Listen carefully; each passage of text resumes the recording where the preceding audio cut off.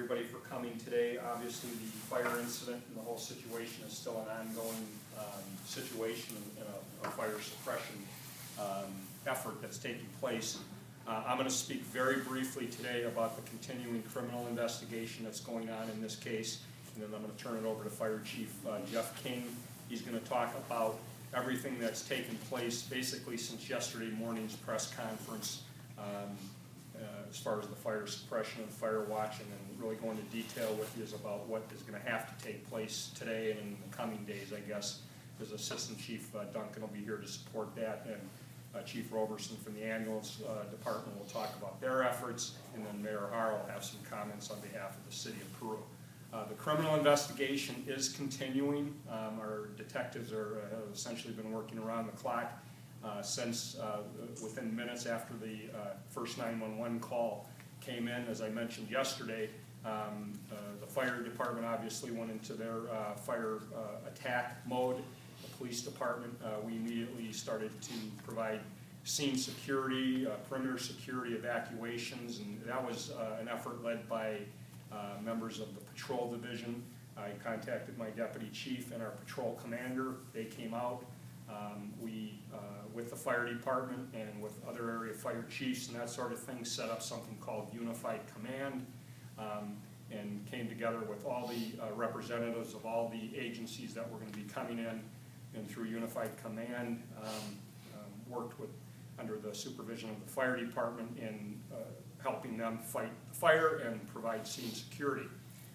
Within minutes of that, I also mobilized our detective division. As I said yesterday, due to the nature of a fire like this, obviously my initial concern, actually when I received the phone call and going to the structure, quite frankly my first fear was that it was probably going to be an arson situation. Based on that, I mobilized our detectives, put them out on the street, started working our informant base, trying to get information.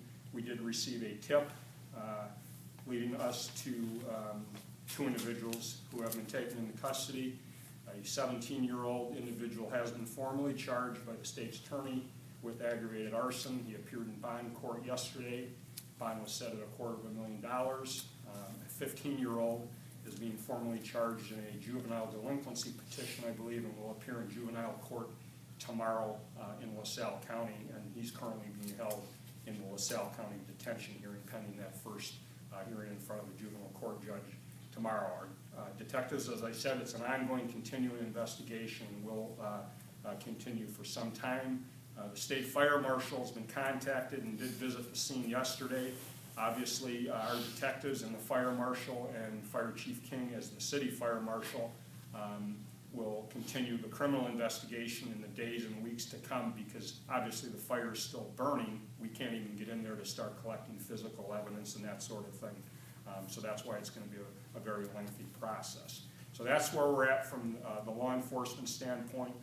From the criminal investigation, as far as the other efforts, will continue to support the fire department in providing traffic control, scene security as they continue the entire firefighting operation. So at this time, I'd like to turn it over to Fire Chief Jeff King, who will bring you up to speed since yesterday morning, what efforts are going on, and then the mayor, I know, is going to have some comments, and then we'll open it up for any specific questions. Okay, to begin with, I just kind of took over command last night. I've been out of state. I flew back into town last night. Assistant Chief Duncan was in command of the whole entire operation, and I'll let him talk a little bit about what he did. What we're doing so far, as of today, we initiated our MAVIS divisions into strike teams.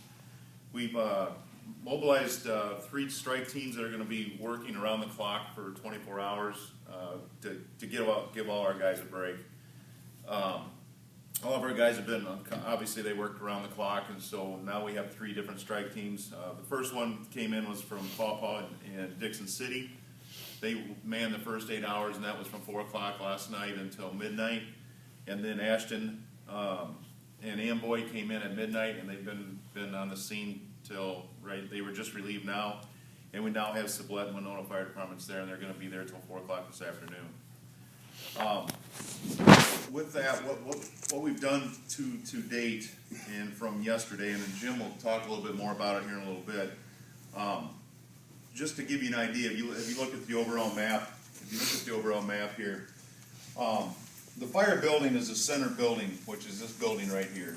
Okay, this building here, which is a 5-story building, which faces Bruner Street, which you can see from Bruner Street, or across from Flint Hills. This building hasn't been attacked or hasn't had any fire in it yet. Last night, what was about 2:30, Jim? We had a scare there where it was coming into that building, but we stopped it a little after midnight. We had some fire starting to breach this area here. We got in with the crews, stopped that, and isolated that from coming off. So right now, by looking at our actual fire building, where we have the most fire right now, as you look at this area right here, this is all involved in fire. This is a loading dock back here, an LP rack back here, which detonated. What I saw so far is 5 LP tanks, which did fly around the neighborhood a little bit. We got some semi-trailers still on fire back in this area here. This area here is all collapsed. This is on the ground. There's nothing here. This area here is collapsed. This is on the ground. This area here, from here through, is still standing, and this area here is still standing. This is a 3-story structure, and this is a 2-story structure here. We still have a lot of fire. We still have a lot of fire through here and all the way through here. Our plan today is we're going to get together. We're going to call out another Mavis box for a tanker box. We're going to pull in with an aerial truck on this side here. We're going to attack this building here and this area here. We're going to bring in an engine company here and attack these trailers and the other fire that we have going on here. And we're also going to bring in another aerial truck here and try to knock this down here. That'll probably take most of the day into the night. I'm guessing that. From here, we're going to come back in. We're going to bring an engine company in back from this side over here, come in through here, and start attacking this stuff here and try and knock it down as best we can. We have a lot of smoke going into LaSalle. We got to try and get that smoke knocked down. We get a lot of complaints. Bruner Street's shut down right now because of the amount of smoke that's going across Bruner Street.